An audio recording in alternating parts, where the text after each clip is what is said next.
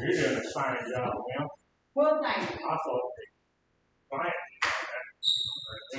Well, they're a little short this morning. Look, maybe this thing. I can't stand it. I clean it like I cleaned it yesterday.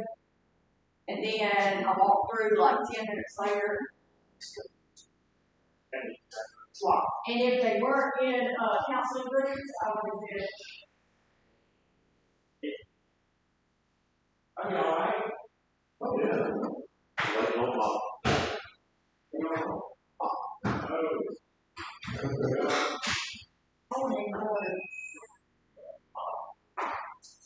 Always sugar.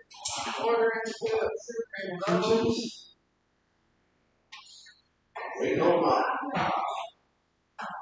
Checking out the beach. Beach on the window. Trucks in the head.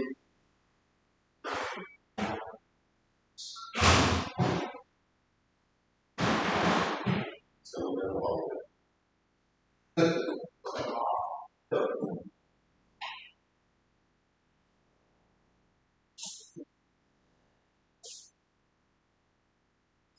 We're down about 5, well, 6 or 7.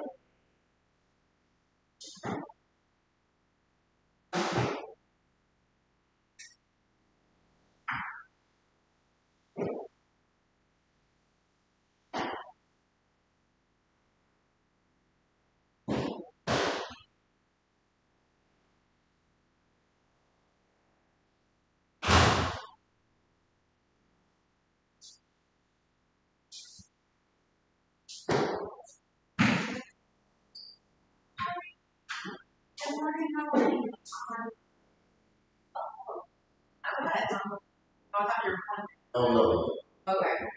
So then,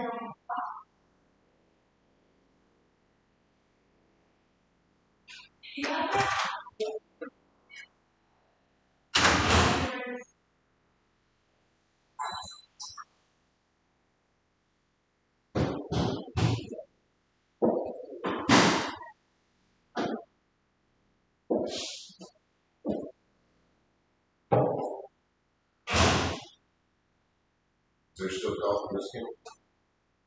I made one batch this morning already. oh yeah. We're good on coffee this morning. We got about 5 minutes.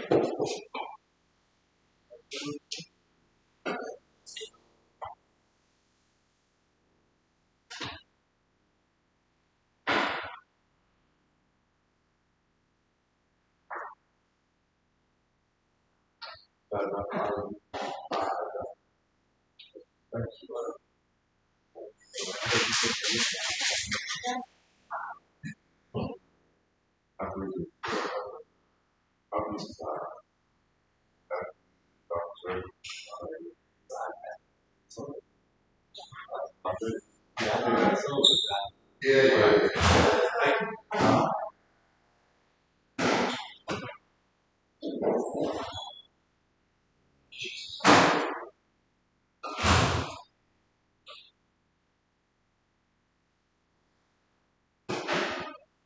I've done all this and all that. I go smoke. Sometimes.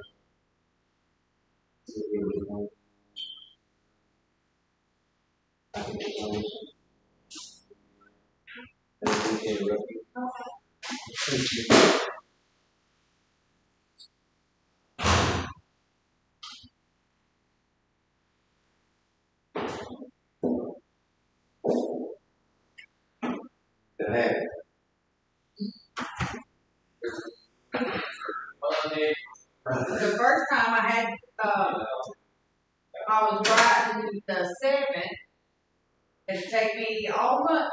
used to it being a new mud. Yeah, it is. It'll be gone before we know it. It's a little cheap. I got these at Walmart. Mm-hmm. They got all different characters. Right. That's a new bag? Yeah, I bought that about a year. Oh, okay. I haven't never seen it. I That's was one thing about women, they like little dainty things. Uh, it was fresh. it is. I don't know why you don't shoot that fan on you. Or let it isolate or whatever. I will turn it on. Share some of that. Oh, this is great on chat. 2 minutes to group. You want me to off here this week? You can spot mop or whatever. Spot mop. Let's see what we got there. I don't see any spots to can. No, it was pretty well kept. Hey, y'all do a good job. 1, 2, 3. You don't go to be the out there in the parking lot. Don't, You don't go to the unity. You ever go to the no, I don't go to Unity. I know Unity, and I've been, all through their facility. I used to know the director, but he has since retired. Mr. Ron. It's a different atmosphere. I don't particularly care for it. No, I didn't. When I went there, they were trying to. Right. We're talking about Miss Mary Ann. No, this fella, I can't remember his name. He was the director out of prison. Got out of there and went over there. Director. That's the kind of atmosphere that you have there, like you in Costa Rica. Yeah. I'm just on the spot, like they said. Yeah. Oh, man.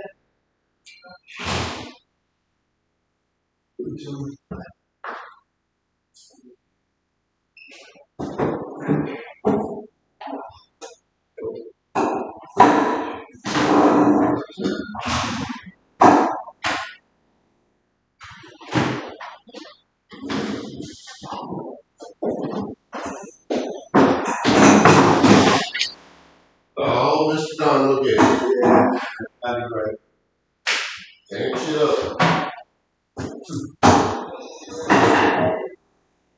I'm just picking on you.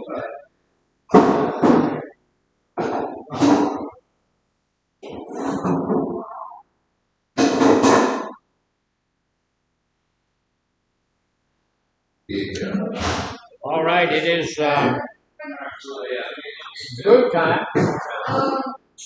So we need to get ourselves together. Something good. Something good.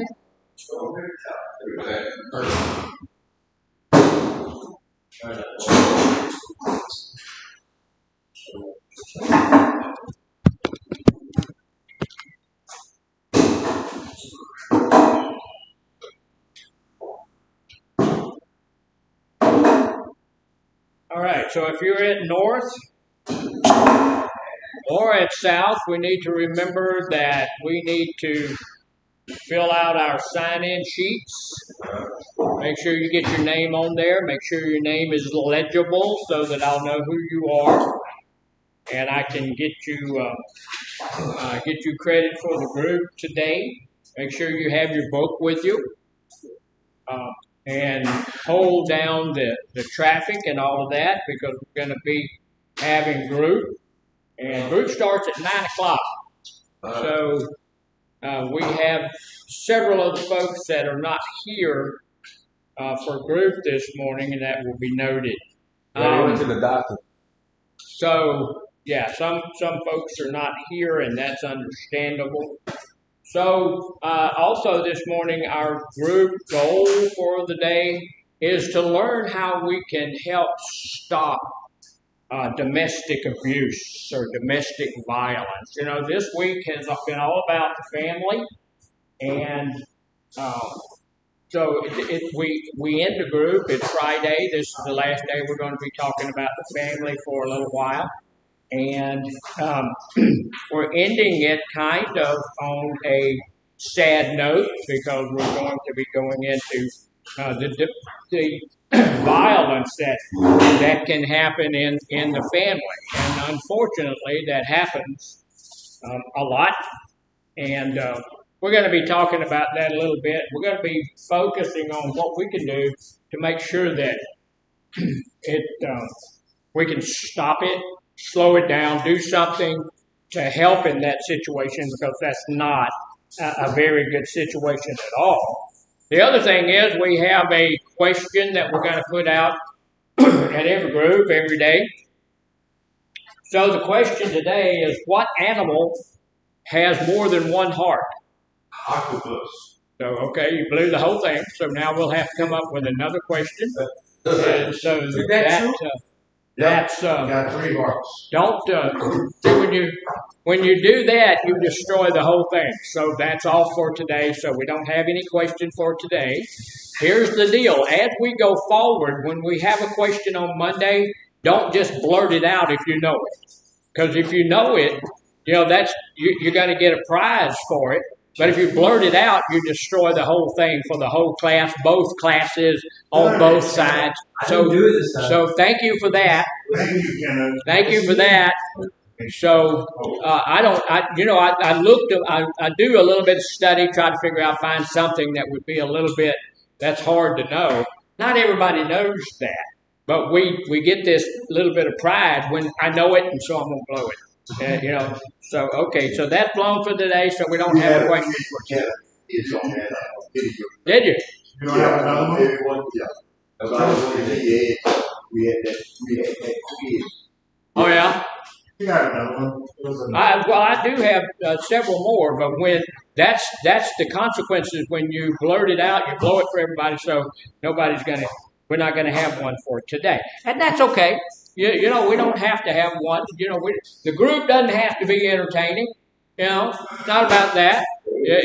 But please look seriously. Don't do that. Don't do that. It's like somebody telling a joke, and you know the end, and you blurt out the end of the joke. You screw the whole joke up. It ain't funny for anybody after that. It just a little bit. Your pride, your ego gets stroked a little bit. Yeah.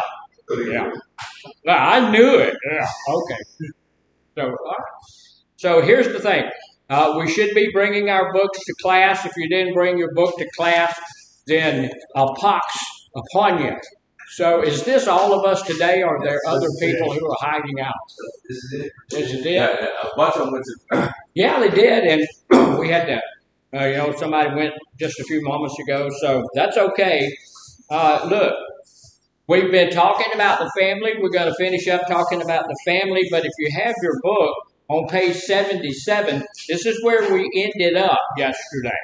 I wanted to show you one little thing on that, and this is why we're going to go into this study that we're going to do today. It says, look, this is a good opportunity to take stock, take a look at some of the negative relationship habits that you have. Look at some of the negative things that you have in your life. Look at some even of the relationships that you have in your life. Do you know that we can have some relationships in our lives right now that may be dangerous to our recovery? Yeah.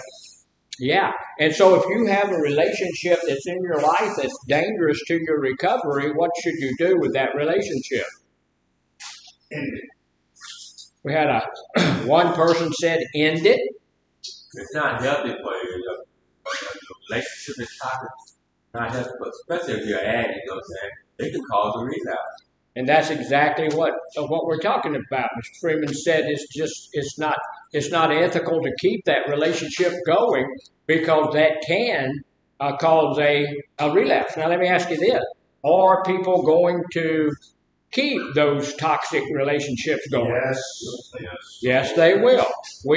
There's tons of people who are in recovery right now in our treatment facility right now that are already planning to go back into one of those toxic relationships out there. Right now, they've already got it planned out, and I hear them talking about their relationships and all of that stuff, but they're planning on going back and trying to make that thing work. Now, who's going to be able to determine how they're going to do that?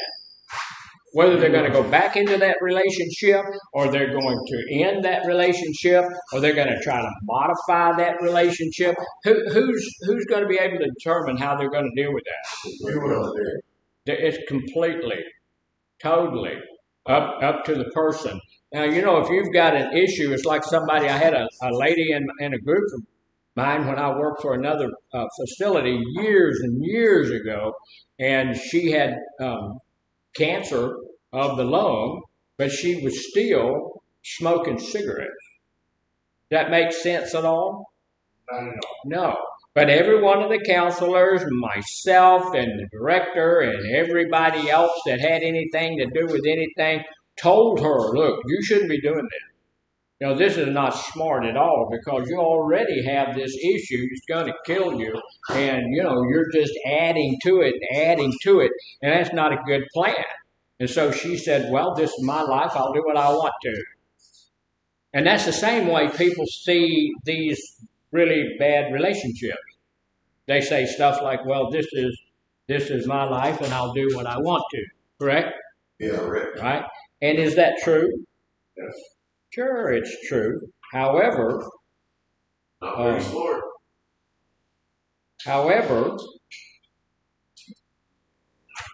that's not completely true, because our lives, the way we live our lives, does that affect anybody else? Yeah. It affects a whole lot of people. It affects your spouse, your children. It even affects your friends. It affects society as a whole. It affects your workplace. It affects how you live your life. Affects a whole lot of other people. You're not in this by yourself.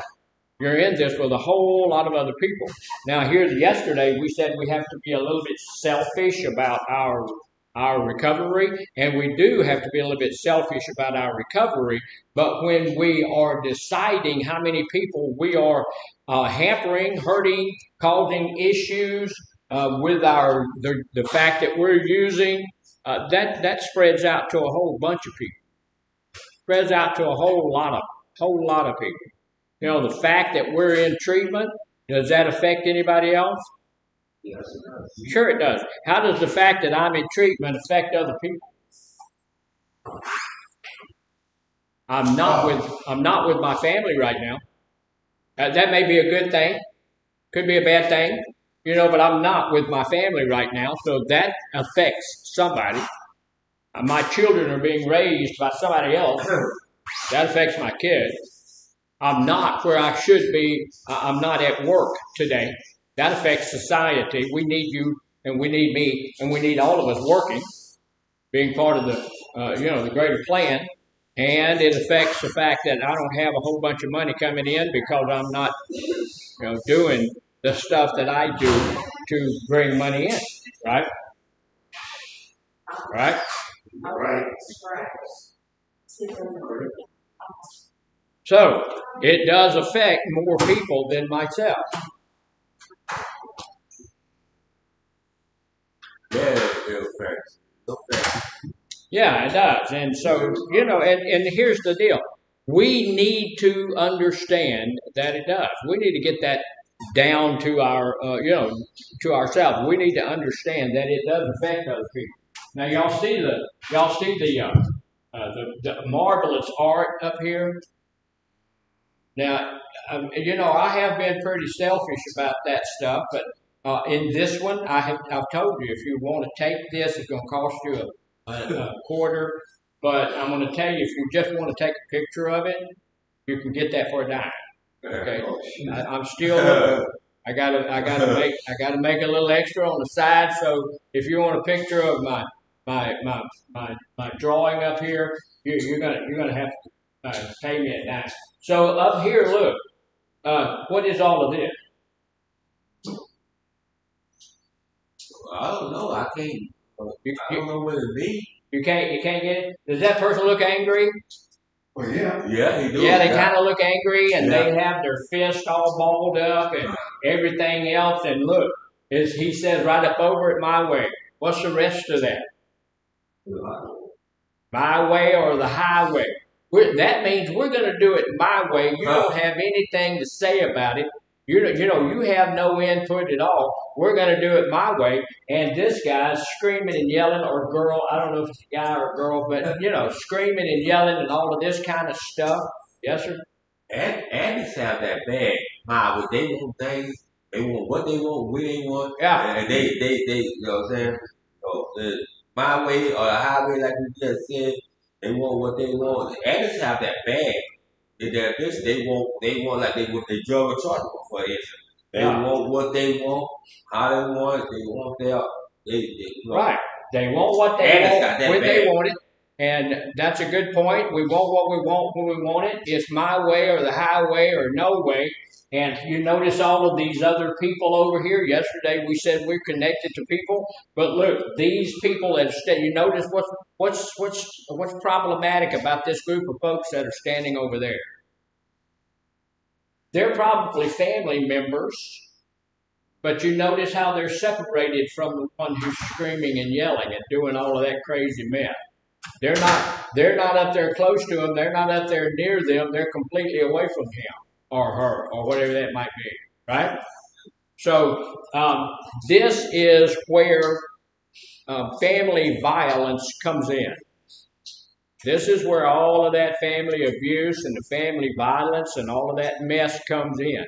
When someone in the family, and most often, look, a lot of the time, probably I already said most often, it is the victim, the person who is has an addiction. That person, when they get in the midst of their addiction, becomes this animal here and starts to beat on folk and do all of that stuff. Now, nobody has to raise their hand, but, I've never been in an abusive relationship, but my mom was. My dad used to beat my mother up for exercise, and all of that kind of stuff. And it was not a good thing. And as children, we saw all that stuff.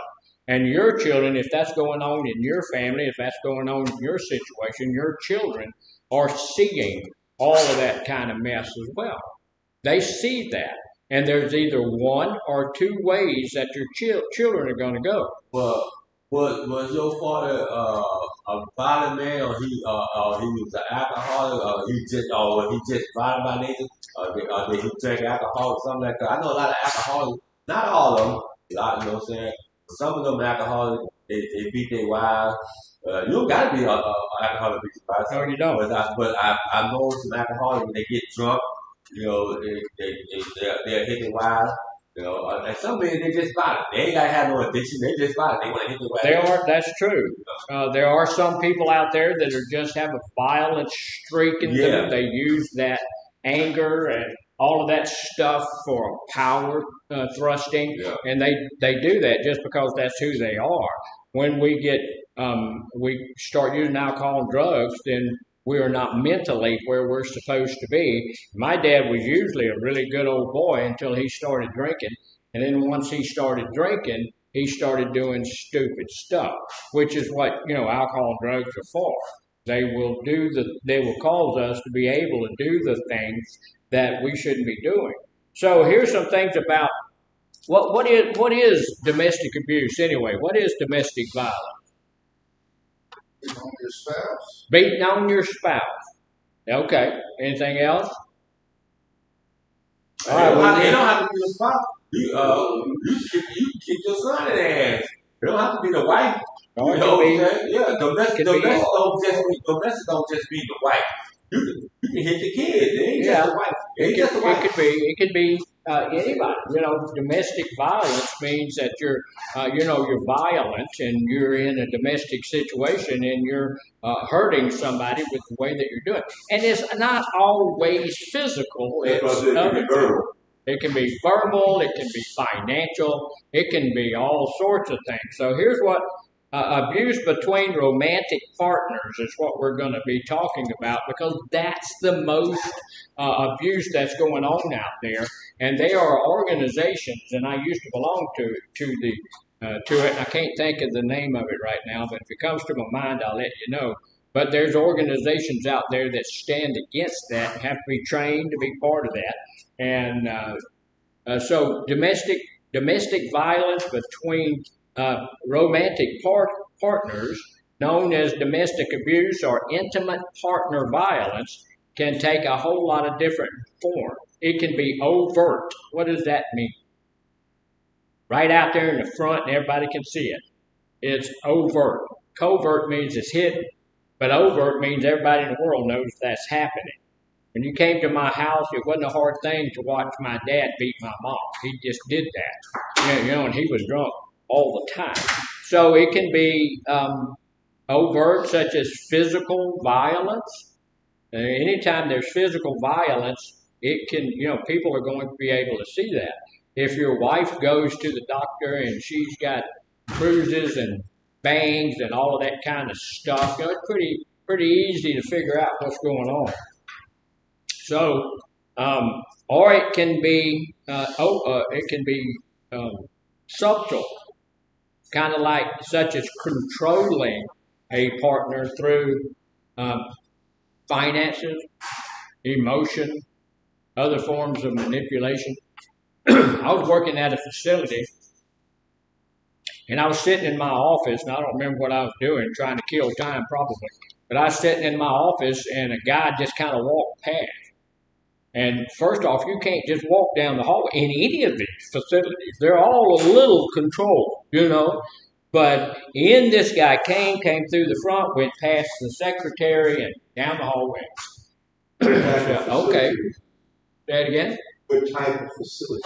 It was just like this. It's the only facilities I've ever worked in is treatment facilities for drugs and alcohol abuse. That's what I was doing at the prison. I was out there for 16 and a half years treating drugs and alcohol. He wasn't supposed to be he wasn't supposed to be just walking down that hallway. Nobody was. Nobody, unless you had the badges and all of that stuff, he wasn't supposed to be. So he walked down the hall. Right at the end of the hallway, there's group rooms. They had better group rooms than here. Here, this group room is out in the open, and it's just not a good group room. It's a good room. It's a great educational room, and what we're doing is education. So it doesn't matter if somebody else comes in and sees us doing this because it's educational, and everybody can be in an education group. We can educate everybody across town. It doesn't matter. That's good. It's just process group that has to be in an area where it is confidential. So we had that place, and they were doing a process group, and it was confidential, and down at the end of the hall. And this guy walks all the way down to the end of the hall and opens the door and steps in the group. And the counselor, of course, confronted him for doing that, and he said, "I will see my wife right now." Okay, she's in this group. I want to see my wife right now. And she said, "Okay." So I'm hearing this stuff. So I'm coming out of my office and going down the hall, and we've got some other counselors who are headed down that way too to give that counselor some support. And by the time we got down there, he's screaming at that lady, "I want my money! I want my money!" So, we had to let him know that, this is inappropriate behavior here, you're leaving. We're not asking you to leave. We're about to carry you out of here. There's 3 or 4 of us. And none of us were big, mean, nasty, but 4 guys. We're going to move. We're going to take you out. We're not asking you. We're telling you. Yeah, we're telling. So he came out of the room, went back outside, and this was at night, and so it was kind of a freaky thing for him to be there at night screaming at this lady that he wanted his money. So when we figured out what was going on, the girl had a job, and it was Friday, and that was her payday. And since she got her check, he was demanding that she give him her money. Demanding it, and he wasn't saying, "I want to borrow your money, I want to take some of your money." He was saying, "I want my money." And so he was looking at the money that she made by the sweat of her brow belonged to him. Does that sound like abuse? Oh yeah, that's verbally. That's verbally abusing. That's also financial abusing. He didn't want her to have. What's going to happen if your spouse has some money? They can go do the things they want to do when you're not around. If you're abusive to someone and you allow them to have some money or some friends, sometimes we can be abusive that way, not letting our spouse go and be with some other people. If they don't have any money and they don't have any friends, they ain't leaving. But if they have a couple of bucks, they can get a bus ticket, right? Or if they got a few more dollars, they can get a plane ticket or something else, And I have known of people back in the day that would not let their spouse have a cell phone. Why wouldn't they let them have a cell phone? They didn't trust. They didn't trust them. They didn't want them to be, they didn't want them to be calling mama. That sounds like They didn't want, that's way controlling. They didn't want them to call in to see if he got a cell phone. I can call the police on you when you beat me up. If I got a cell phone, I can call my mama, call my daddy. I've got a daughter. If she calls me and says, "Hey, Dad, Alan, who is my son-in-law, just beat me up," guess what's going to happen to Alan? He's going to have a visit from father-in-law. But he's not like that. I have the greatest son-in-law in the world. He's just a wonderful person. So there's all sorts of things that is more than physical violence. If I feel unsafe in a situation, if I feel unappreciated even in a situation, if I feel like I have to bow down to somebody else in a situation, is that abuse? Yeah, because we talked yesterday, we've been talking all week about relationships, and those relationships are supposed to be 100 and 100. Now, you're not supposed to be in charge of everything in my life, and I'm not certainly going to be in charge of everything in your life, right? Yeah, that's the way it is. And you can have now my wife and I, we put all of our money together, and it becomes our money. And she can spend what she wants to in it. I can spend some stuff, not too much, because she can see what I spend and she'll talk to me about it. But it's like that. We don't. If it's above a certain amount of money, we're going to talk. If we're going to spend, $100 on something, I'm going to let her know. Look, I'm about to spend $100. And if she does it, she's going to let me know that as well. But we're not going to try to keep each other from spending money that needs to be spent. We're not going to do that. We're not going to hold somebody down financially and say, you can't do that because you don't have any money. Because she does have some. Now, I have a brother-in-law and my wife's sister. They got married a little bit later in life. So, and they've both been divorced and all of these kinds of things, the scenario. And they were used to having their own stuff. So he has his own bank account. She has her own bank account. They split the bills. These are the ones you're going to take care of. These are the ones I'm going to take care of. And that's how they do it. Now, I don't like that. I don't like that plan, but that's their plan, and it works for them. And that's not abusive. What's abusive is some guy to run up to a girl and say, "I want my money. The money you made working as a waitress down there at whatever place you worked at, that little bit of money that you made is mine. And I'm going to use it for whatever I want to use it for, and you're never going to have any money." That's abusive. So we need to know those things. We need to know that stuff like that's abusive because, like you said earlier, that's controlling. Yes. Yeah, that's controlling. That's exactly what that is. That is what that is. What's wrong with that? The one that you stated. What's wrong with it? Yeah, I mean, she had hers. He got his bank account. Yeah. What's wrong with that? So you tell me. You're. Well, I'm just saying, no. I said that's nothing wrong with that. That's the way they've got it, and that's not abusive. The way that my wife and I do it, that's not abusive. No. Because, not at all. If he has his and she has hers, as far as finances go, and they both agree with that. Right. See, before they got married, they agreed with that because the guy took all the money, and when the girl took all the money, so they said, no, we're not going to put that in a pot for one of y'all can do that. I know a fellow whose wife decided she'd had enough. They'd been married for 10 years. So for the last couple of months that she stayed with him, she didn't pay any of the bills. She was paying all the bills. She was taking care of all of that. And a lot of people do that. That's the way my wife and I do it. She pays all the bills. So this girl was paying all the bills. So for the last couple of months, she didn't pay any of the bills. And when she decided to leave, she cleaned out the bank account and she's gone. He's sitting there in his house and they're about to foreclose on it because it hadn't been paid for in 2 or 3 months. So, so see, that is stuff like that's abuse. He didn't have any idea that she wasn't paying. She just did that. Yeah, he had no idea. No, he had no idea. So, that's abusive. But when you've got these are the bills you're paying, and these are the bills I'm paying, and they made that plan before they came together, and then they can both see what's getting paid. They make sure that they know that it is getting paid and all that stuff. So it's a working thing. And she can't clean him out. She can't clean him out either. No. She can't take all the money out of the bank. He can't take all the money out of the bank. It takes both of them to go and sign and do. So they just set themselves up so that they wouldn't be done that way anymore.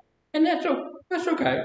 That's all right. That's what you want to do. Don't care for that. Don't care. Well, that wouldn't work for me. And the point of all that is there are several different ways to do a thing that works for you that may not work for me. That's not abusive. It's not abusive. But when the girl keeps all the money, won't let the guy have any kind of money or let him have any kind of say over the money, that's abusive. And when he does that to the girl, that's abusive. So if I do it to my partner, that's abusive. We should be in this thing together, right? We shouldn't be trying to keep somebody under control because I've got all the finances and you don't have any money. I've got the only communication device. I know of another story. There's all sorts of stories that we used to get when I was in that. But I know another story where a guy, he got this girl to move in with him, and then he moved her way out in the country in Mississippi. And she's out in the country. She doesn't have a car. She doesn't have a phone. She's stuck out there and she can't go anywhere. She'd have to walk 25 miles. And that's not doable. Not nowadays. It's not doable to walk 25, 30 miles. You're going to fall over before you do it. So he had her isolated, right? She was isolated and couldn't get back, couldn't call her mama, couldn't call the police, couldn't do anything. So is that abusive? Yes. Yeah, that's abusive. That's abusive. My wife has a brand new truck. My wife has a cell phone. My wife has friends she can go and talk to. She can, my wife call the police on me if she needs to do that, right? She can do all of those things. So she's not in an abusive relationship. Here's the thing. Sometimes, controlling a partner emotionally. How do you control a partner emotionally? If you don't do what I tell you to do, I'm leaving. It's going to be just you and them 4 kids. What you going to do then? Yeah, and that can be either partner. I know of a guy who has 3 children, and he's raising those 3 kids because the girl said, if you don't do what I say do, and he didn't do what she said do, and sure enough, she left. And she was gone. And still to this day, do not know where she decided to go to. So she left is that? Kids? Say that again. She left them kids. Yep, she left the kids. She left the husband, and took off. And okay, there you go. So it happens both ways, and it happens more than we would think. So emotionally, we can do those kinds of things. I know there are some needs that you have in the bedroom, but if you don't do what I say do, we ain't doing it. Is that's emotional extortion, right? Yeah. That's an emotional thing there. We're going, if you don't do this, we ain't doing that. So, that's done all the time. And so, we don't look at it as abuse sometimes, but that's what it is. So we can do it We can be abusive emotionally, financially, anything that we are doing that manipulates the other person is a form of abuse.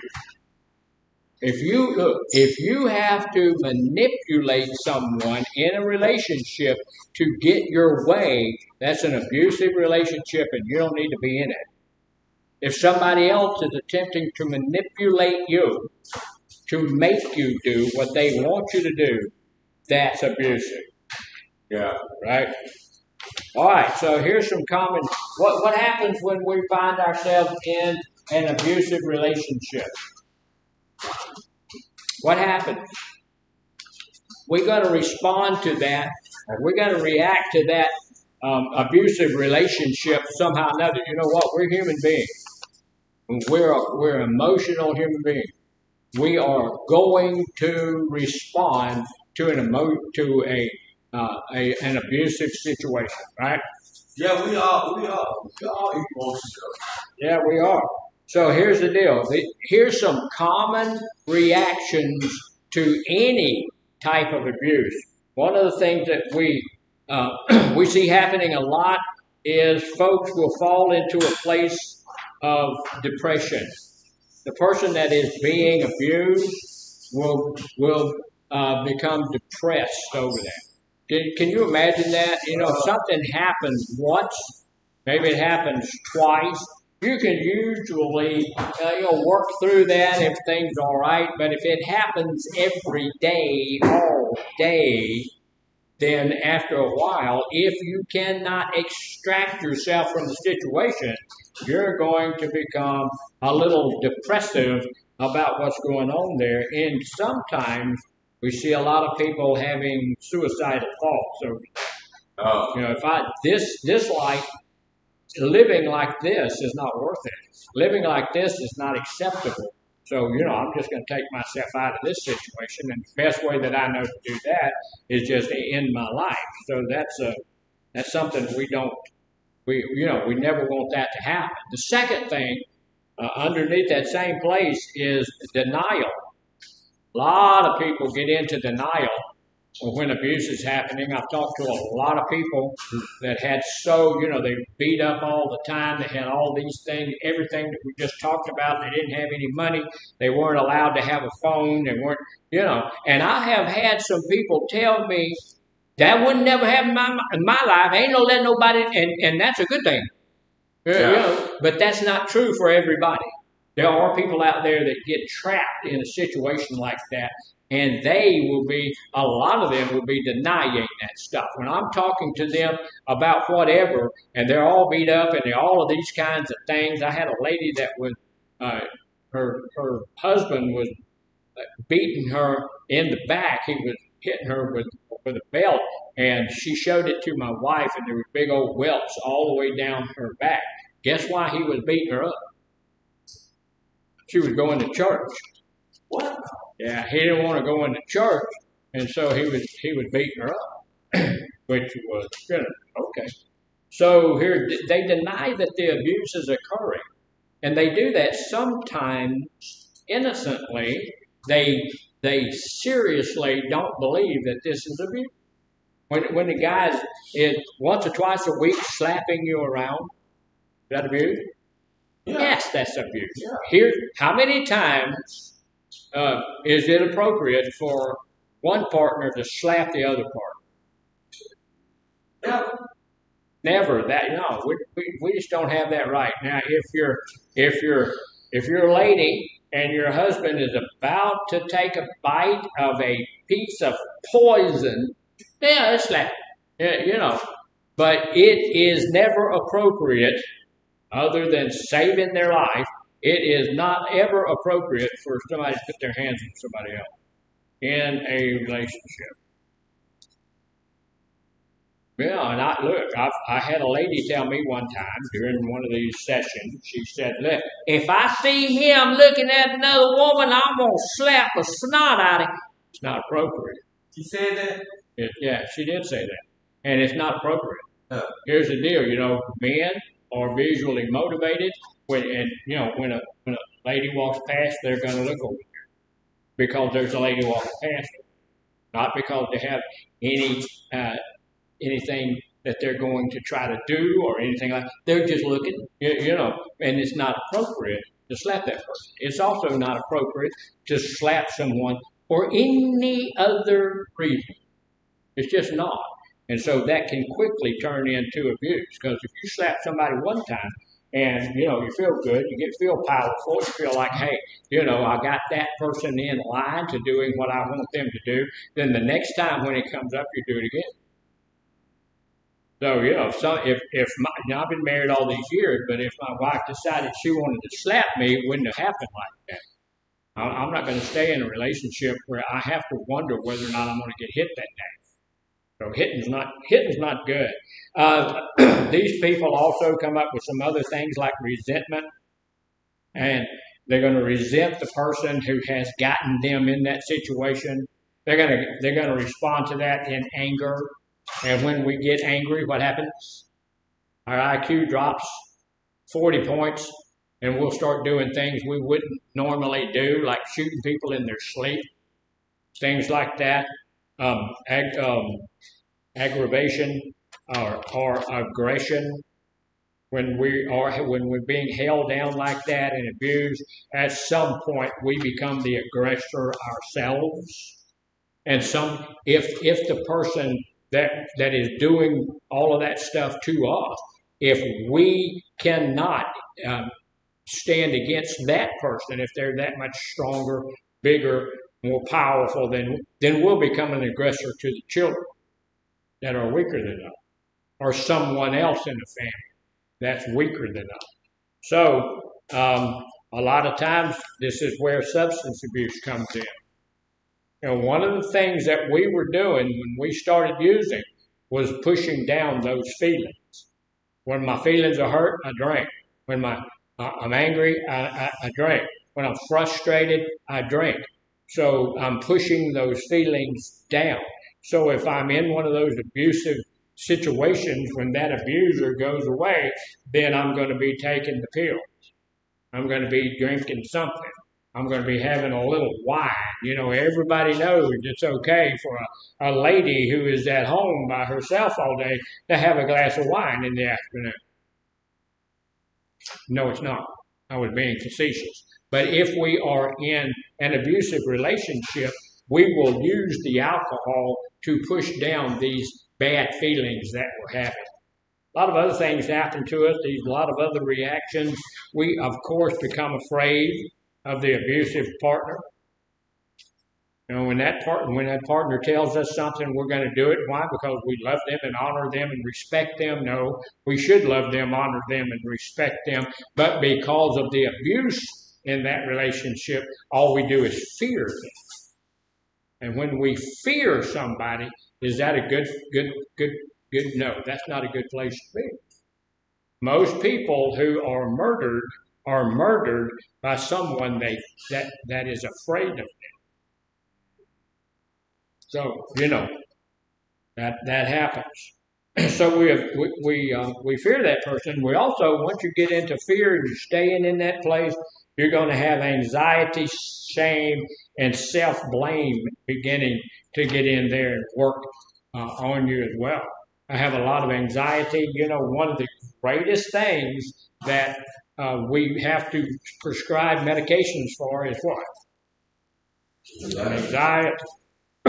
It's always usually goes hand in hand, depression and anxiety. And I've told you all a few times, so it's no secret, my wife suffers from high anxiety.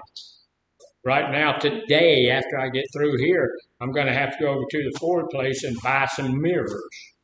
She just bought a brand new truck, 2025. It's like 2 months old. And we're going to go and replace the mirrors because of her anxiety. We're going to take a little trip and... It's a brand new truck. What's wrong with the mirrors? Well, nothing is wrong with the mirrors except that we're going to be pulling a 30-foot trailer. We have an RV, and she wants to get some of those special mirrors that they extend out, and they'll come up, and they'll close over. They've got cameras on the bottom of them and all. It's and she feels like she'll feel more secure if I have those. She's never going to drive the truck with you know. I'm going to do all the driving, but she wants to make sure I can see, and that's going to help her. We're going to be in the mountains and all of that stuff. So okay, it's causing me a little anxiety. You know, those mirrors cost $2,000. Yeah, so I'm a little anxious. And I did want to speak to all of you before I leave today. I want to borrow a couple of bucks. If I can get a couple of dollars off of everybody, you know. So we're going to have anxiety. It's going to cause us some shame. Here's the thing that really bothers me. A lot of the time, I've talked to a lot of people who are being abused, and they're ashamed of the fact that they're being abused.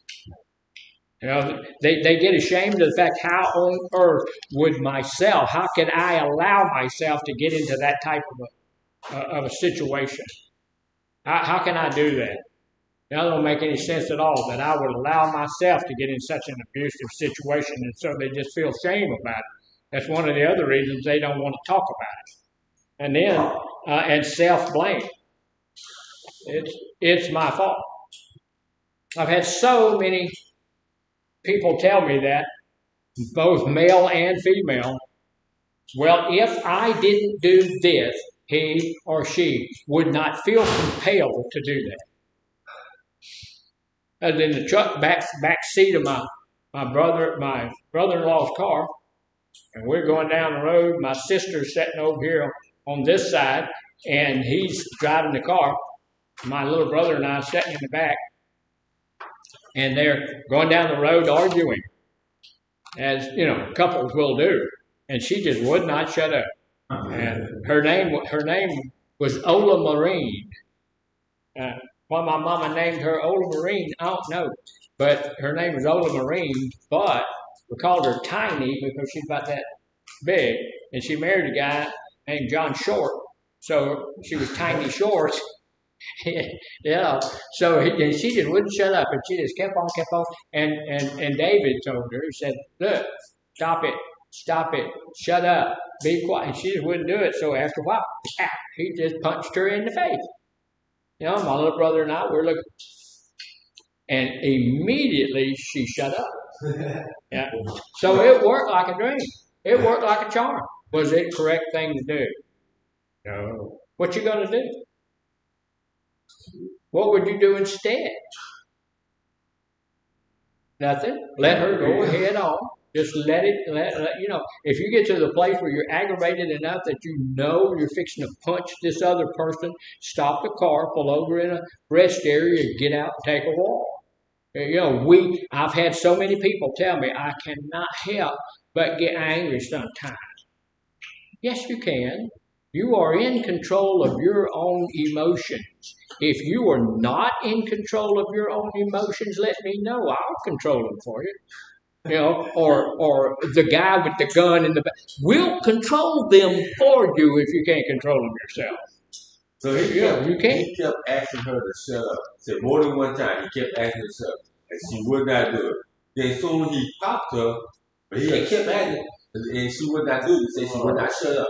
Then soon he popped her, you said she shut up. I ain't saying that right now. I'm just saying. So you say he kept asking her, and she would not shut up. Then when he popped her, you said she shut up. I mean, it's not right for the power, but why this? What I'm saying is, why did she do that? You know, kept asking. You said she would not shut up. Then he popped her. You said she shut up. Well, I would imagine. Yeah, I'm not saying right from the pop. That's what I'm saying. I would imagine that she didn't want to get punched in the mouth again. Yeah. Would you imagine? Okay. Of course. Yeah. I would imagine. Yeah. So anyway, but at least I know that you're paying attention, because every question you ask is a complete recitation of everything I just said. It's the whole thing, the whole 30 minutes of what I just said. You recite the whole thing. So I know you're paying attention. So that's a good thing. So here's the deal. And we get to that place where we're self-blame, and when I'm talking to my sister later on about that stuff, I was old. I was probably 13 at that time. And I asked, my sister was a lot older than me, and I asked her, what's going on? Why did he punch in the head and all? Why did he? She said, what do you think she told me? No, she said it was my fault. Oh. If I just like you said, if I had shut up when he told me to shut up, then he would not have punched me in the mouth. Now let me ask you this. Is it appropriate? Is it all okay for him to expect you to shut up? Was it? No, she had something she needed to say. She ought to be able to say, if I'm in a good relationship, I can tell you anything I need to tell you. Yeah. Right? And you ought to be able to tell me anything that you need to tell me without having the fear of being punched in the mouth. Shouldn't have that fear. So here's a couple of other things that it causes: uncertainty about how to escape the abuse. Sometimes you can't escape the abuse. It's like we were talking about that lady that was out there in the middle of the woods somewhere. She can't escape the abuse. She can't get away from the abuse. There's no way on earth that she could get away. So sometimes you can't get away. So there's a little bit, they have an uncertainty about that. I've had so many people tell me that, I can't leave because I have all these children. I can't leave because of this, that, and the other. These are some of the things that, what am I going to do if I leave from here? At least we have food and water and gas and electricity and TV. If I leave from here, I'm not going to have anything. And I'm going to have to raise all these kids. So that's uncertainty about what's going to happen. And then there's social withdrawal. What does that mean? We withdraw ourselves. We get away from society. That's one of the things that we do. We don't want other people knowing what's going on in our life. We talked about the dysfunctional family, how that dysfunctional family is trying their best to hide the fact that there's one person in that family that has a drug or alcohol abuse problem, because we don't want everybody else to know about that. And I'm going to withdraw socially, because if I go out, if I go to the store, if I go to the movies, if I go to church, then people are going to see my black eye. They're going to see me limping. They're going to see my arm in a sling. They're going to know that something ain't right. They're going to know that something's not kosher in Denmark. They're going to know. And so I'm going to withdraw from all of those social activities. I'm going to stay away from all of those things.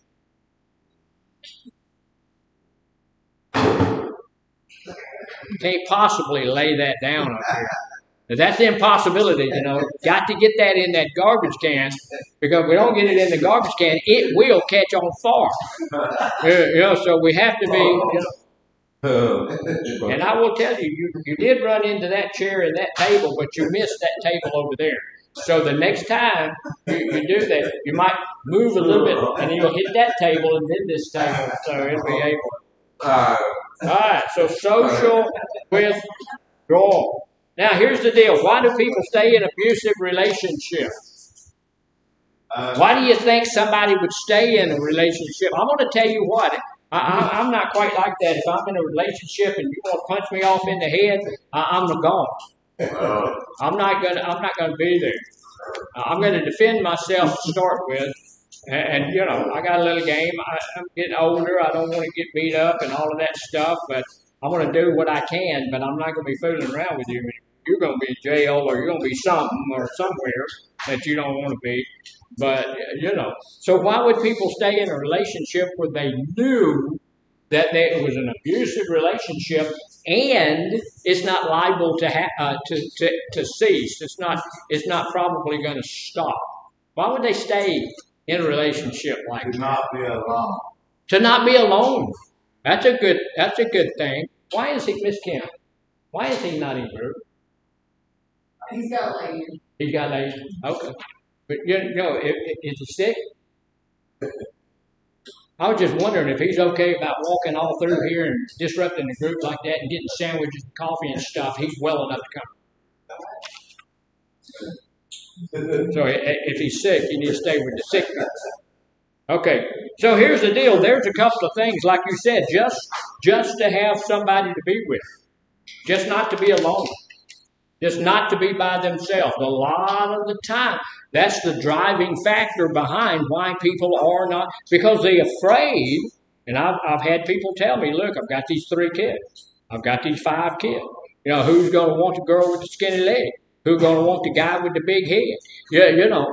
And so, you know, we feel like if I leave this situation, even though this relationship is abusive, then, you know, I may not have another relationship at all.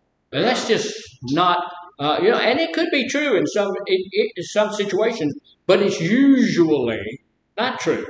You know, it's usually not true. You know, you can go out there.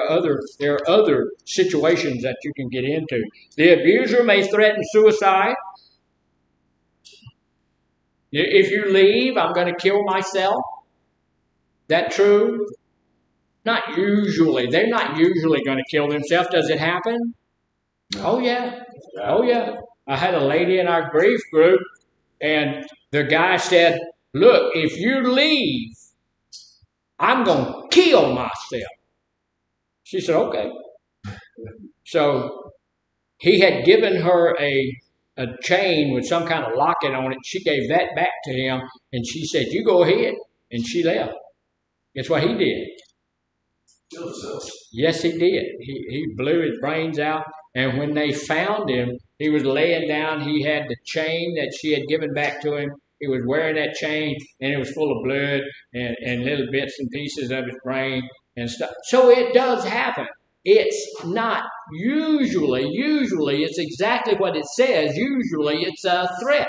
And it is designed to keep you there under that person's thumb. If you leave me, I'm going to kill you. I'm going to kill myself. You know, why would you want to be with a person that is that, you know, emotionally disturbed? You know, if I don't have you in my life is not worth living, and I want to kill myself. Don't do it. So, or they threaten to hurt you. If you leave me, I'm going to look. This is real effective. If you leave me, I'm going to kill the kids. And it's happened. It has happened before. When a wife was trying to go, there was a girl who wanted to have a relationship with this guy, and so they were dating for a little while, and he finally told her. He said, "Look, I can't see myself being, you know, with you because you have 3 children." So what did she do? Yeah. She put them in her car and pushed the car into the lake. That was on the news all over the place here not too long ago.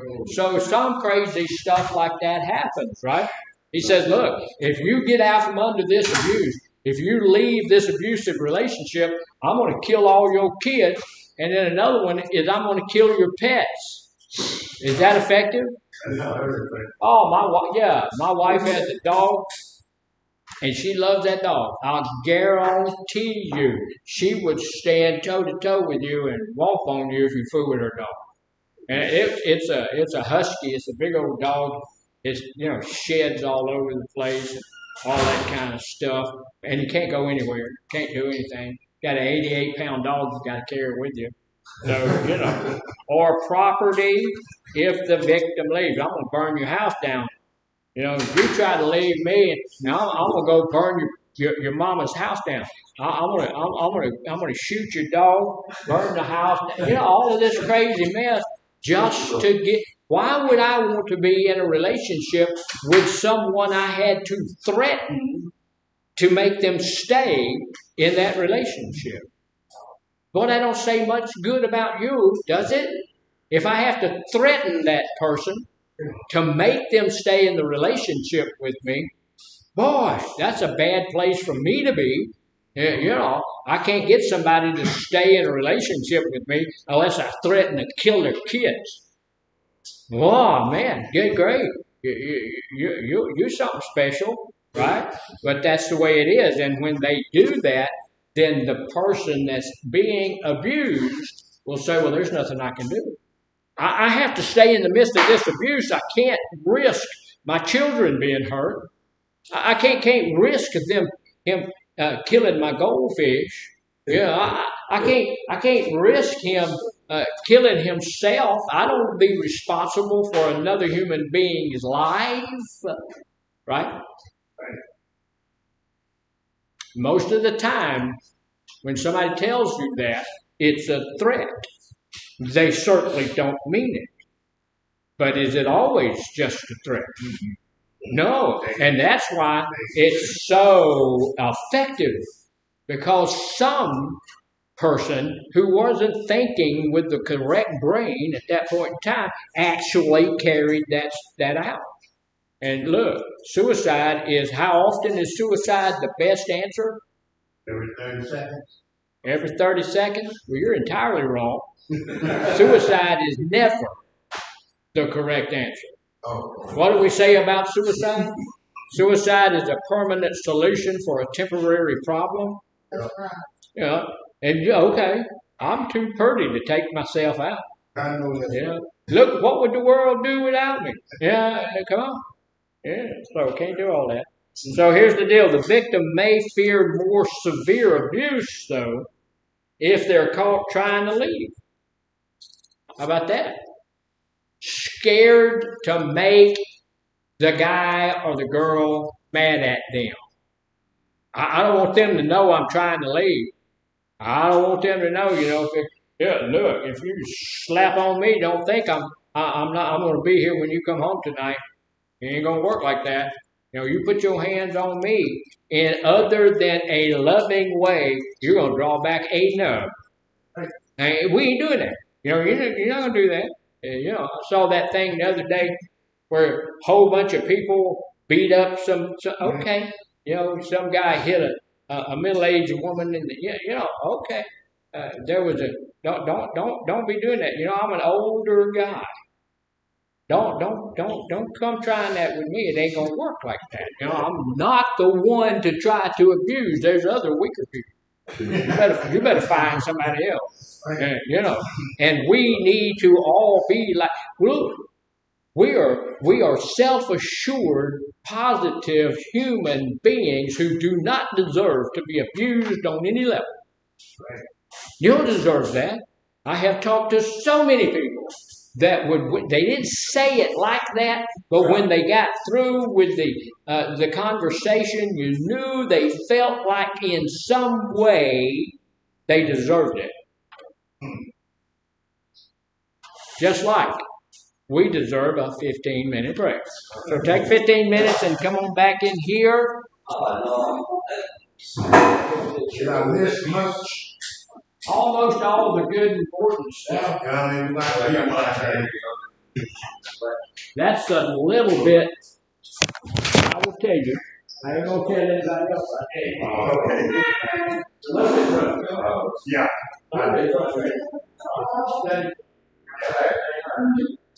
Then I have to come out and take out some hands.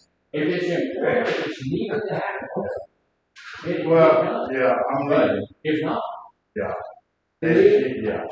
Probably out there all sorts of things. But I still like your class. I want to participate. Who was that? What was that guy's name? That's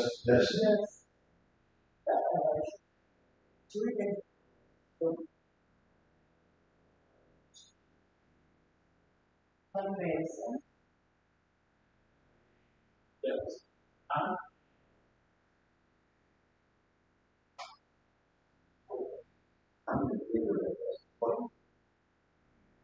I just watched ghosts and come back at me. But what is wrong? What is the diagnosis? I surely, to my personal opinion, don't show signs of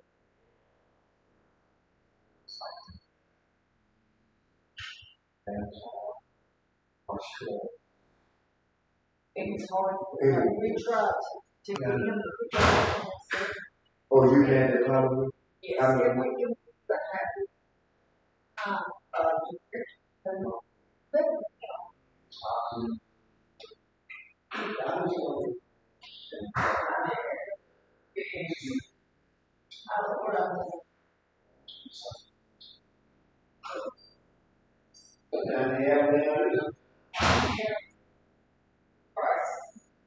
This is like a lot of things I've done actually.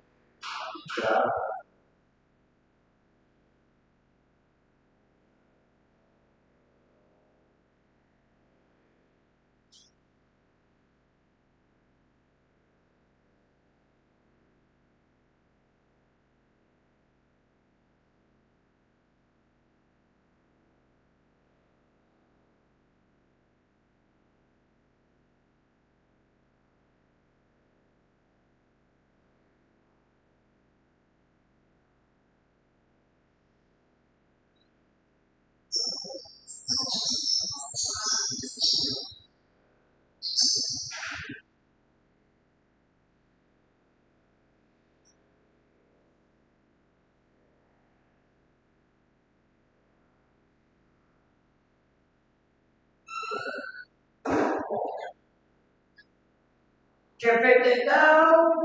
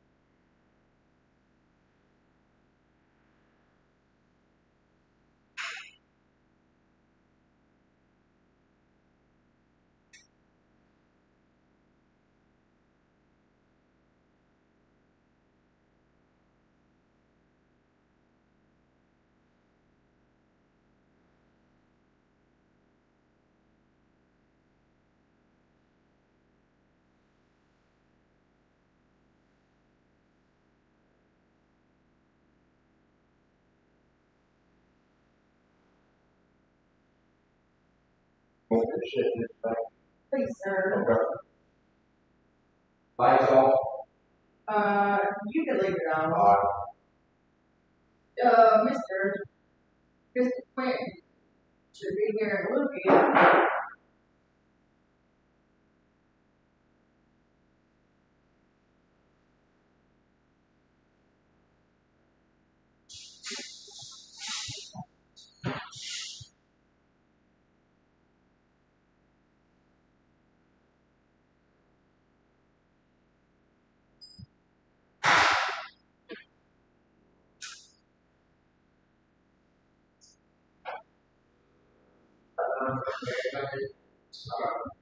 But then,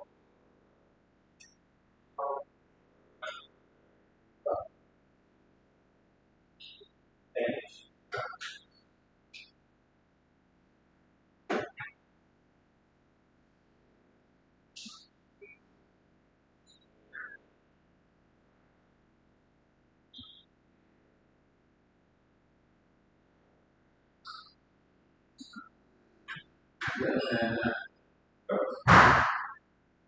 that holds it to here.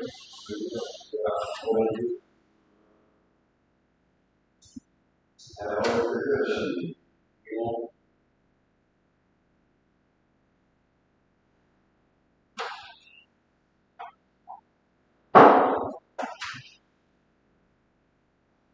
But you don't know whether to let it down.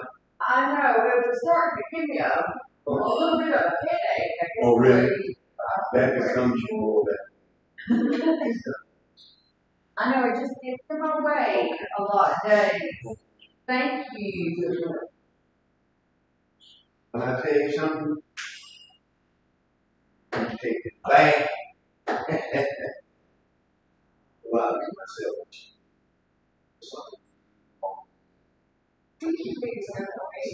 Gotta carry it. Okay. You said sometimes to be out here. Yeah.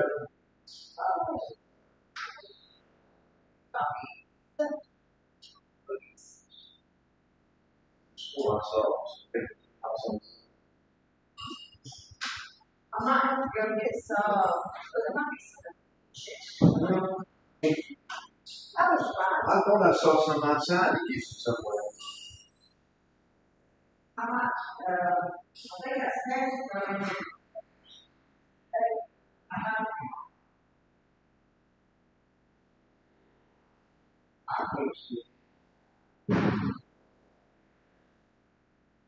Where you want this at? Where you want this at? When I open?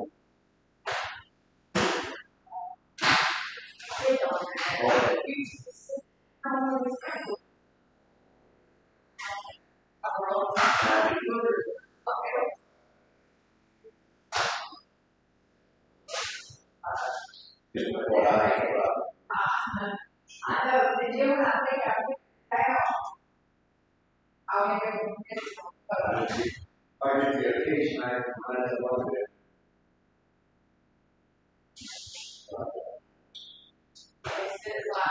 through.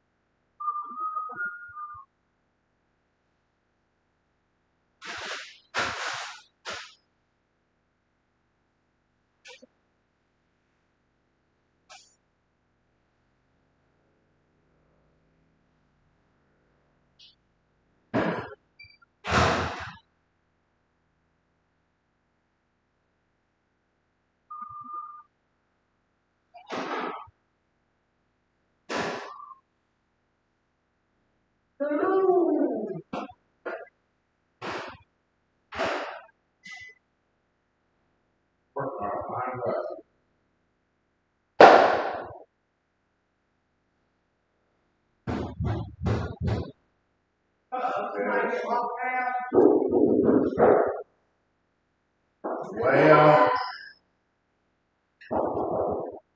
nobody's home.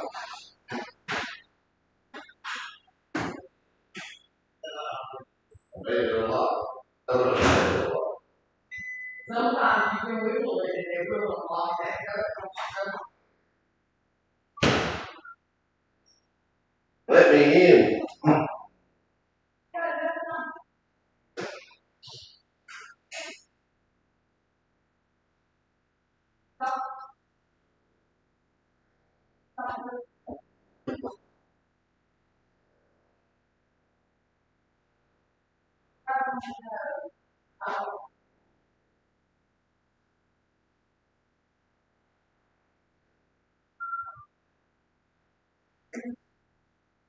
All right, class.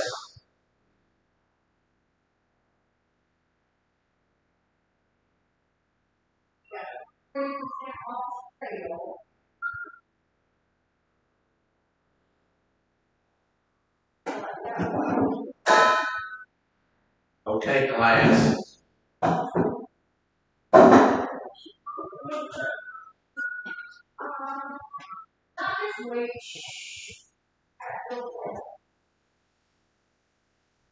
One minute to group.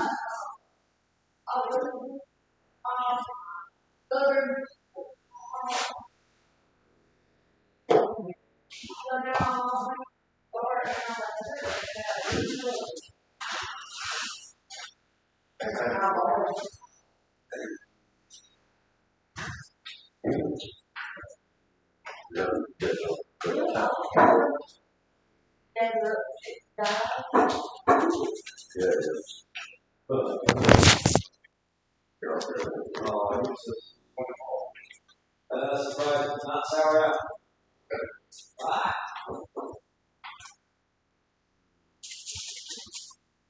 Cherry or grape?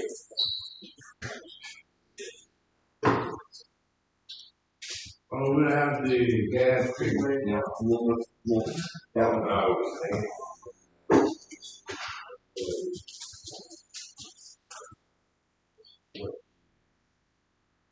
Get lunch.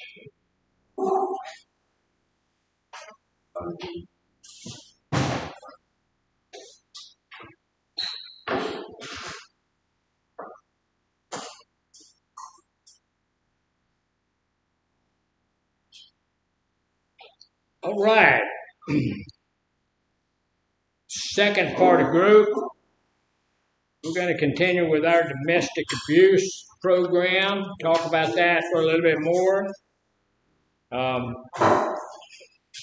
There's some, people have, these are some of the reasons, and we already talked about one of the reasons was fear that people stay. Because, you look at somebody that's involved in an abusive relationship, and that's the first question that comes to a thinking person's mind is why on earth would they stay in a relationship like that? So the very first one that we talked about is that they have a fear of all sorts of things.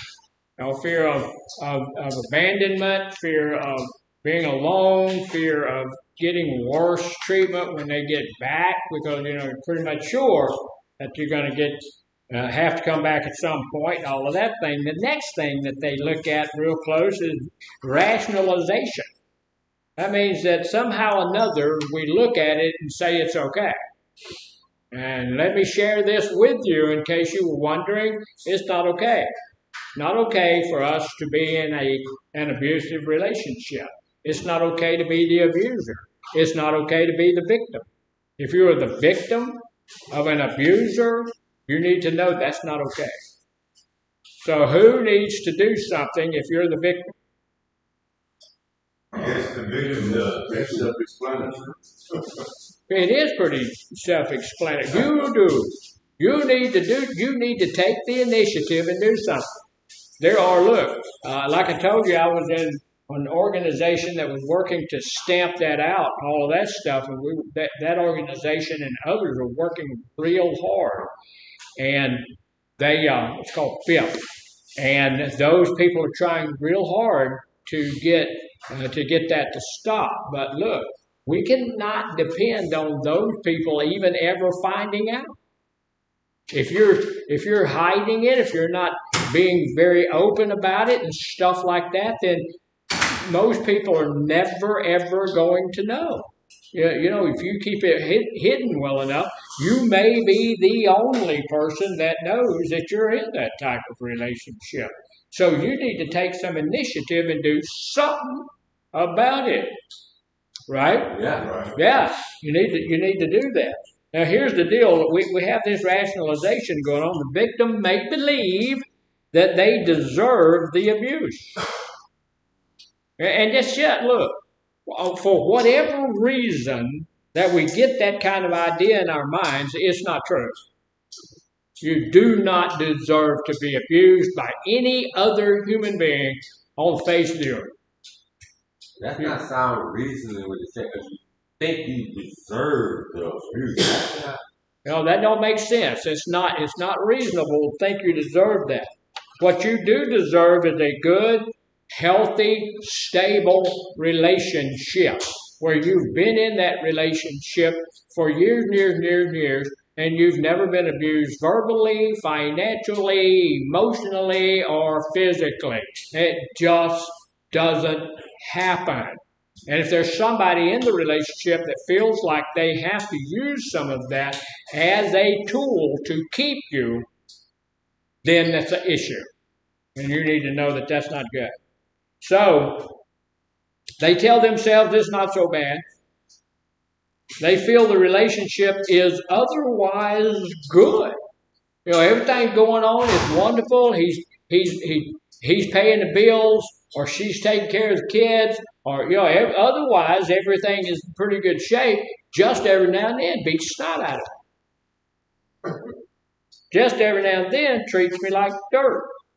Just every now and then does something that's really not advantageous to me as a human being. So, but it's otherwise good. So, or they believe the abuser will someday get better. Someday they're going to stop. Is that true? Well, usually not. There may be, and we talk about it all the time, there may be that outlier. There may be somebody that at some point God causes them to have a revelation or something happens in their life where they take a look at who they are and what they're doing, and they say, that's just basically not, fundamentally not right. So I'm going to quit. I'm never going to do that again. But usually when a person gets involved in something like that, they never stop. It's like a serial killer. If they've killed 30 people, do we think that they're not going to kill 31? Well, he got 31. Yeah, they're looking for 31 now. So we don't need, and so a lot of people will stay there trying to wait it out, trying to just hang on until that person gets over it, and they probably never are going to get over it. Now, sometimes one of the big reasons that people stay are financial limitations. Especially if you're the one that's staying home, taking care of the kids, doing all of that kind of stuff, taking care of the house, and the other person's making the money. And they're taking all the money and putting it in their bank, and you don't even know where it is, or all of that kind of stuff. So you have some financial limitations. Abusers may prevent the victim from working, and if they do work, they control their money or threaten to steal their possessions. Many victims face homelessness or may struggle to support children if they leave. And we talked about that a little bit, like where are you going to go? What you going to do? There are women and children's shelters around here. There are some things like that, but there's not really any ideals. You need a safe, stable place for you and the kids to live, right?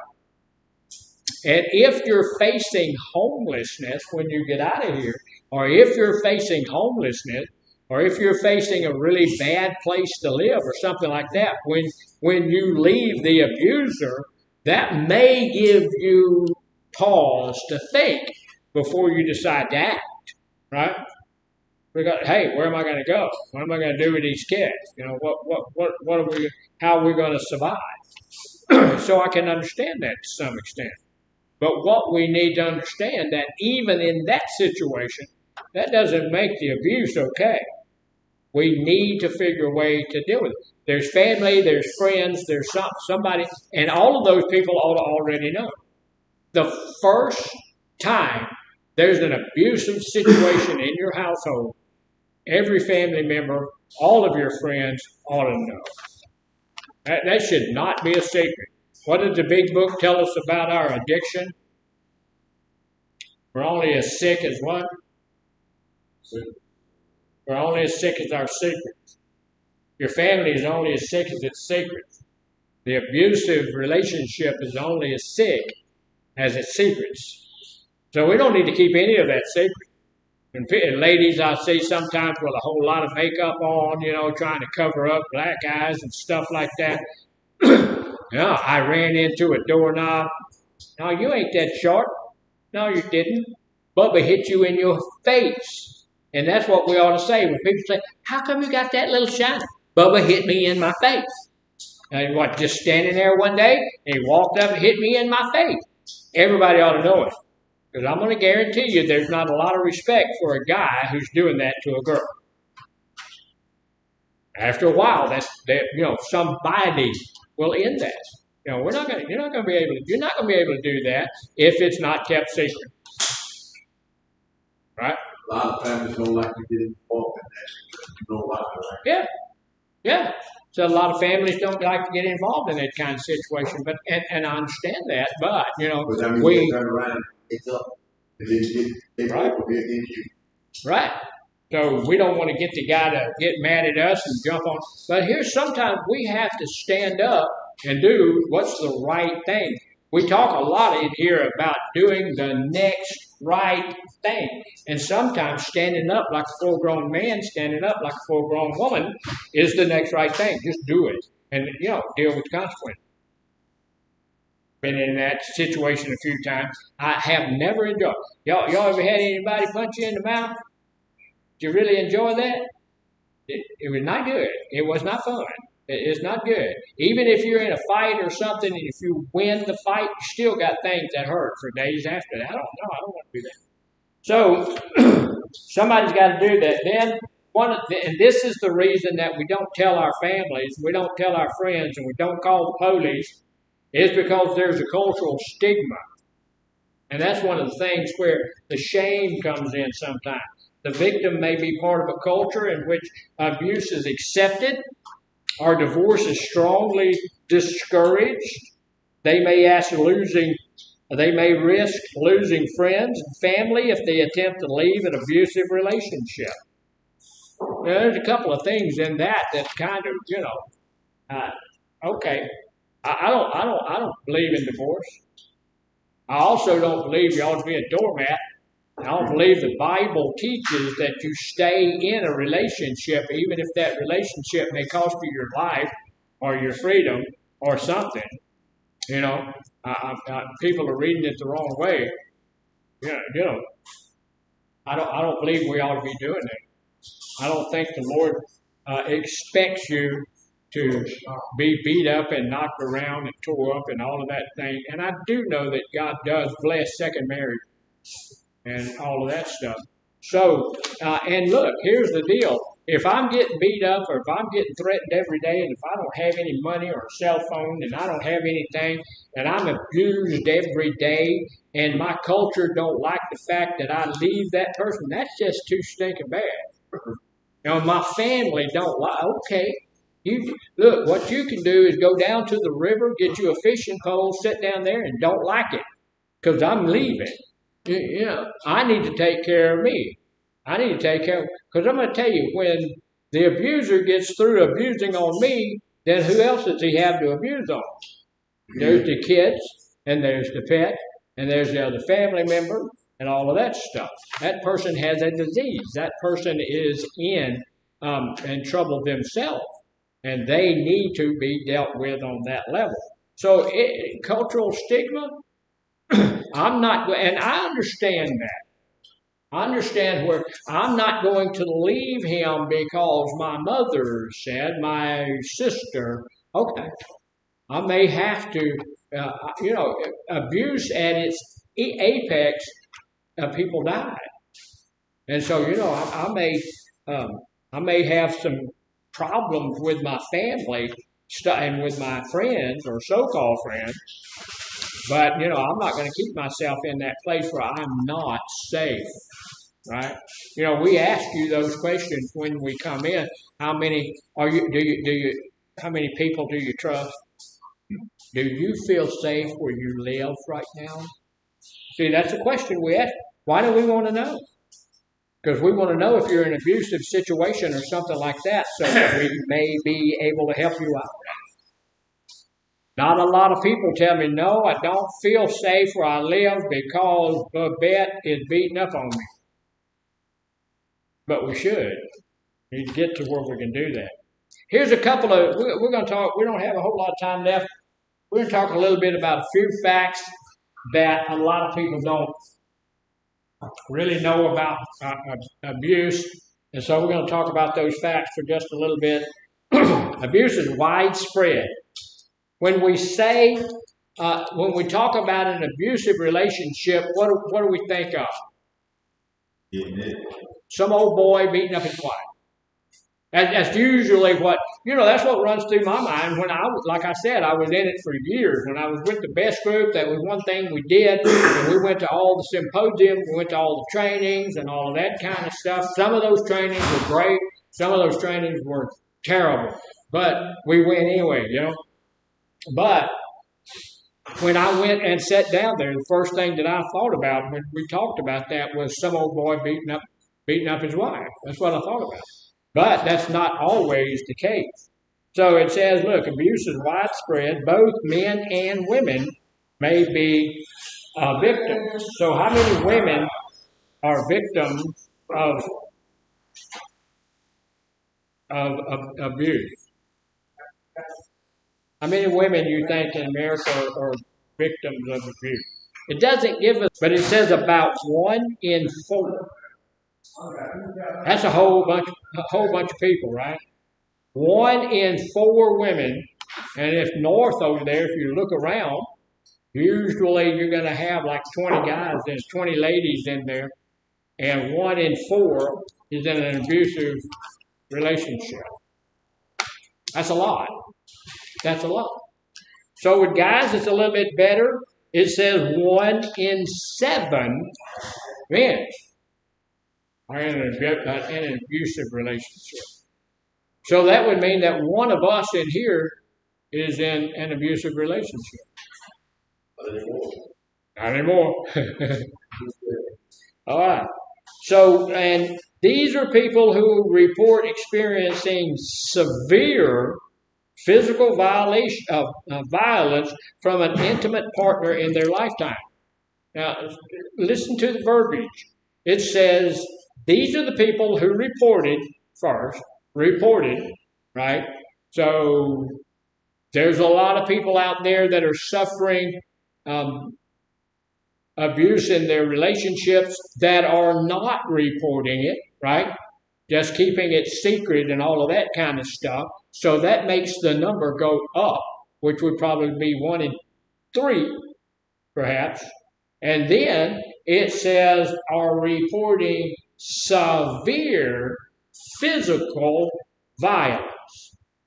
So this number here is just for people who are reporting and for people who are reporting severe physical violence in their relationship. So there's a whole bunch of people out there that are not reporting, and there's also a whole bunch of people out there that are reporting minor stuff. They're being abused and all of that stuff, but they're not being abused on that level that these other people are. They're not being abused on the level that takes it to that severe place. So there's a whole lot more abuse out there than we are seeing right here. So what does that tell you? A lot of abusive people. Not just women, a lot of abused people out there. It is widespread, and there is a lot of it, and it is way super duper underreported. So that's what we need to know first off. And that should help us a little bit, because if there's all of that going on, we should be able to get to a place where we say, okay, if it's happening to all these other people, it's not such a shame-based thing for me to tell people that it's happening to me as well. So abuse is never the victim's fault. We need to understand that. Never the victim's fault. Now, and we've got a lot of people. Look, a lot of the time, the aggressor is going to tell the people that look, the people that they're abusing, if you didn't do this, I wouldn't do that. If you didn't do this, if you didn't say that, if you didn't do this, but it is never the victim's fault. That's why we are called victim, because it's not your fault, right? If somebody runs over you and you're walking down the side of the road and they run out of the road and run over you, is that your fault? No, you are a victim. So it's never the victim's fault. Though the abuser may try to blame the victim, the abuser is responsible for their own action, right? They did that. Now, I didn't do it. They did it. So they're responsible for that. I'm not responsible for your action. I'm not responsible for that at all, right? You go sleep in good, I'm not responsible for that. So, anger issues or a desire for power and control may lead to abuse. That's the abuser's issue, not the victim's issue, right? So the victim has no dime in that dollar. They didn't ask for all of that. Although the abuser may tell them that they did. Now, domestic abuse doesn't require marriage or cohabitation. That's something else. We have today a whole lot of instances of date abuse. Ever heard of that? You go out on your first or second, third date with somebody and they abuse you. They want to knock you around. They want to do something, whatever they want to do. It can also happen among those who are dating. It can happen amongst people who are divorced. It can happen with people who just have a child together. If you met somebody, y'all hit it off, and something happened, and you had a baby, and that person can become abusive in that relationship. It can also even happen with people who are living separately. It can happen in friendships. It can happen in all sorts of relationships. It can happen in employment relationships. A lot of time when you work for somebody, you can become abused in that situation. People work for very low wages, or work for no money, or overpowered, overworked, overdone, all of those kinds of things. So also, abuse doesn't discriminate. Abuse happens in any race, any gender, any economic status. They can all commit or experience abuse. So abuse is widespread. There's a whole lot of it. Now look, there are things that you can do about it and all of that kind of stuff. One of the main things we need to know is that abuse is out there. It happens to everybody.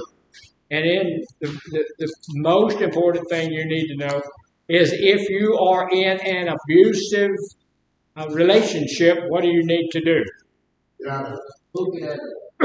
Get out of it. Now look, here's the deal. We say things like that and it sounds easy. Here's the deal. If you're not in an abusive situation, you don't know what's going on in that abusive situation. When we look at that abusive situation from the outside looking in, we all have the same question. We all have the same solution. Kick them out. Boot them out. Do whatever. But there's a whole lot of stuff there that you can't do that. So first, we as people who are not in that situation, we need to have some compassion. We need to find out where the help is and perhaps let that person know that there's help and tell them where, show them where, help them get to that place if they need that. Now I'm going to do one more little thing. That's some good information. We just need to know that's going on there. We need you to know that people know. People understand that people are being abused. And it's happening all over the place. And we also need you to know that there's help out there. And we need to be getting the help we need if we need it. One of the other things, the last thing I want to do is go through the cycle of abuse, and then we'll hit the brakes. Is that all right with everybody?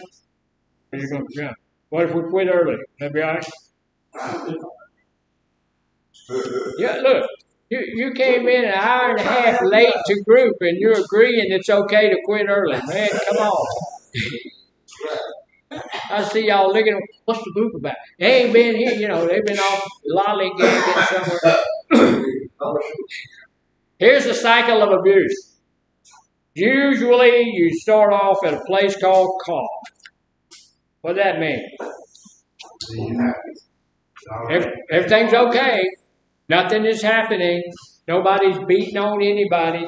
Nobody is demeaning anybody. Nobody is keeping somebody hostage at all. Everything is fine.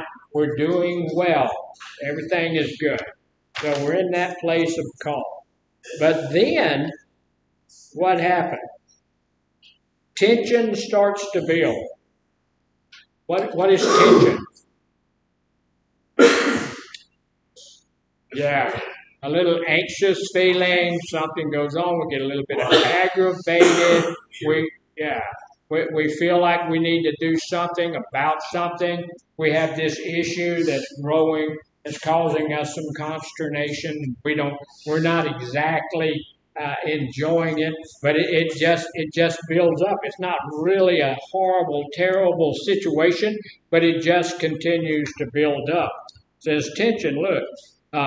Tension is another word for stress, right?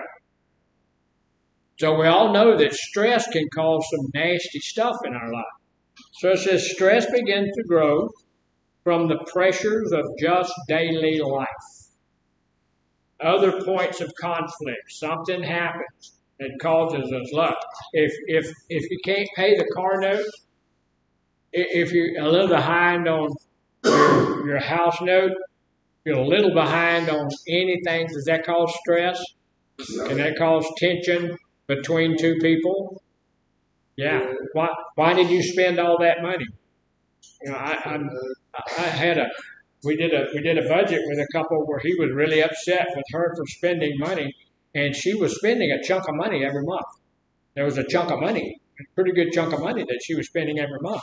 And when you broke it down, she's paying the lights, the gas, the water bill, the house note, car note, the insurance note, buying food for the house.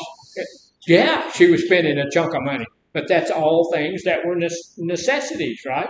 They had to be there. He wasn't even looking at what the money was going for. He was just looking at the money was going. And, I'm making all this money, but it's all going. And, so that's pretty tough.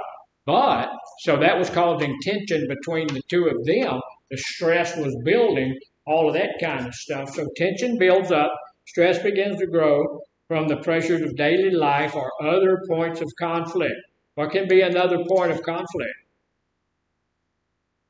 Spending too much money or the perception of spending too much money. What else? Feeling like there is infidelity in the relationship, even though that's never been proven. Right?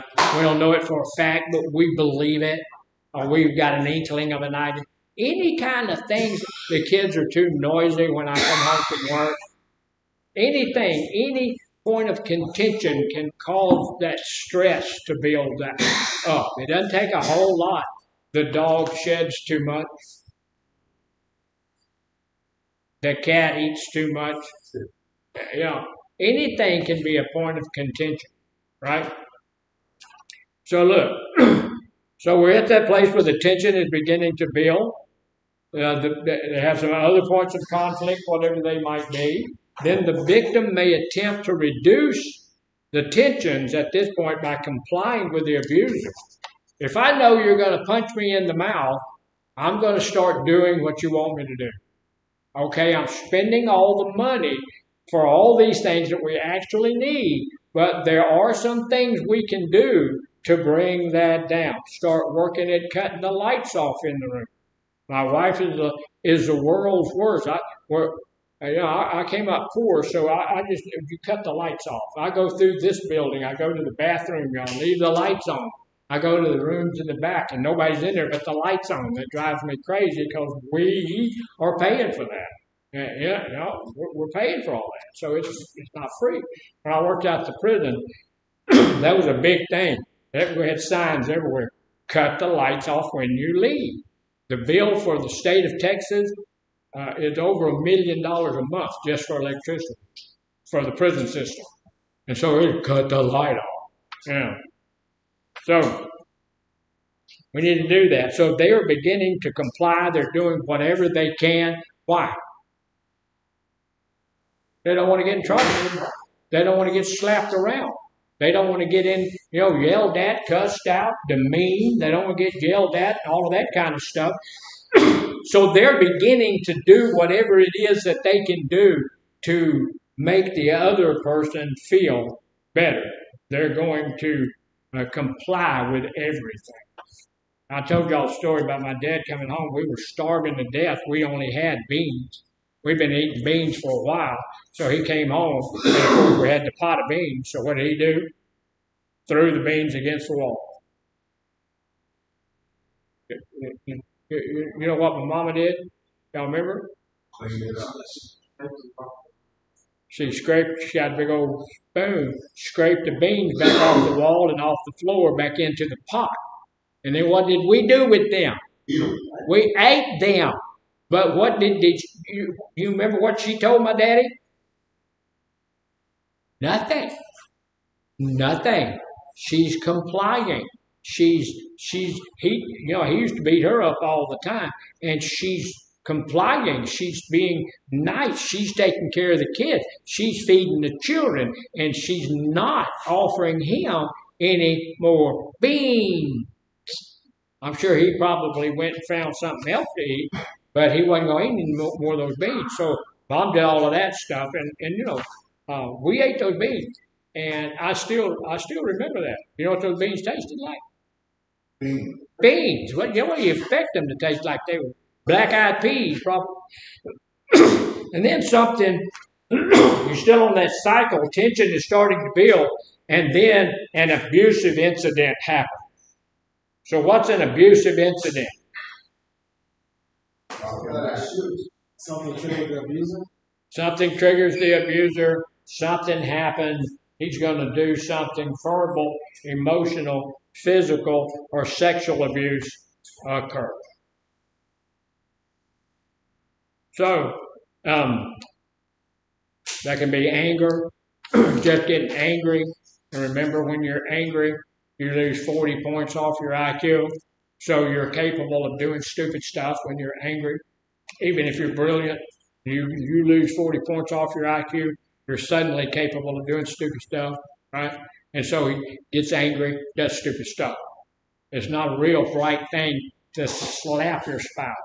Not a real bright thing to cuss out your partner, not screaming and yelling it. That's not real bright. That doesn't take a lot of intelligence to do that. So at that point, something happens. He can do all of these stuff, includes anger, intimidation. This is when he or she is telling the other person, well, I'm going to leave. If you don't do this, you don't make... And my dad did do that. When Mama had the beans, that's all she had. There was no other food in the house. She had some dry beans. She made some beans. And when he threw them against the wall, he said, I'm leaving. Guess what he did? He left. He's gone 2 or 3 days, which was a blessing. We got to eat beans and peas. It was good. So he's intimidating her. He's telling her, or she's telling him, if you don't do what I want you to do, if you don't stop this, if you don't continue to do whatever it is, then leaving. So that person's trying to intimidate the other person. And then after all of that stuff gets slapped upside the head, get yelled at, get beat on, get your lips split, get told that you're a piece of low down, no good for nothing lower than a snake's belly and a wagon rut piece of slime and all of this kind of great mess, and then start to calm down a little bit, get out of the way. And, everybody's feelings is hurt, everybody's scared, everybody's walking on eggshells, everybody's doing all of that kind of stuff. And then we're still on the cycle. We'll go around that cycle a little bit more, and we come to the honeymoon phase. What's the honeymoon phase? Yeah, we're going to make up with all that stuff. We're going to do wonderful things. It says in the honeymoon stage, the abuser apologizes. Oh, hun. I'm sorry. Oh, I'm so sorry. And that's never going to happen again. Yeah, I love you so much, I couldn't live without, That's the next thing. Show, and look, the abuser apologizes, shows remorse, often begs for forgiveness. I know I'm a low-down piece of nothing. I'm just a piece of trash. I should never, and look, I realize I should never put my hands on it. I know what that makes me. I'm a piece of trash. I should never put my hands on. I should never speak to you that way. That's not called for. That's not right. It will never happen again. They shower the victim with love and affection. They bring them flowers, bring them candy, do all those things, and promise the abuse will never happen. Never going. It's a honeymoon. Things are pretty good right then, right? Things are great. Things are looking good. This is the place where the victim is underwhelmed by everything. And they say, okay. Well, I'm so glad every apology accepted. That wasn't your fault. I shouldn't have done this. I shouldn't have done that. That's the time we should be peddling our butts away from the situation. Right? We should be working to get away from the situation. But we accept the apology, we accept all of the stuff, and we go back. So then we come around after we get through the honeymoon phase, and what happens to the honeymoon phase? Always comes to. Yeah, there's always an end point for the honeymoon phase. It's really good while you're going through it. It's really good when all of that, in the midst of it, it feels good and all of this kind of stuff. Everybody's lovey-dovey and it feels great, but there's always an end point for it. And it's not going to last all that long. It's going to last a week, 2 weeks, something like that, and then there's going to be the end point of that. And it's not going to go beyond that end point. When we get to the end point, what happens when we get to the end point? There's the end point. It's the end of it. The honeymoon period is taken care of. It's gone. So at that point, once we get past the honeymoon phase, we get into the phase called calm. Again, we're at that calm phase. Is that a good place to be? It's better than being in the beat me in the face phase, right? But that calm phase is when the honeymoon phase has ended and we're in a calm place. We're in that normal place where life is just flowing along, and usually we're waiting for something to happen at that point. It says a relationship enters a period of calm. This is where the abuse stops or slows down. That means the abuse may not have ended. It may just have slowed down a little bit.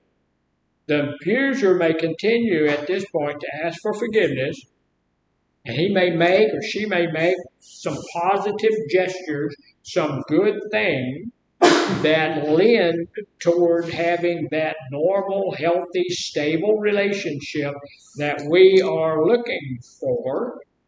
But these, they tend to reduce in sincerity over time if they were ever sincere. So why is he still asking for forgiveness? Why is he still trying to do the right thing there for a little while? Yeah, trying to get you back into that place where you are willing to put yourself under that person's abusive situation. Right? Trying to get you back to that place. Doesn't really mean those things, just wants to get you back to your place of being the victim where he or she believes you need to be. And so they do know that if they don't get you to that place, this is the place that's usually called what?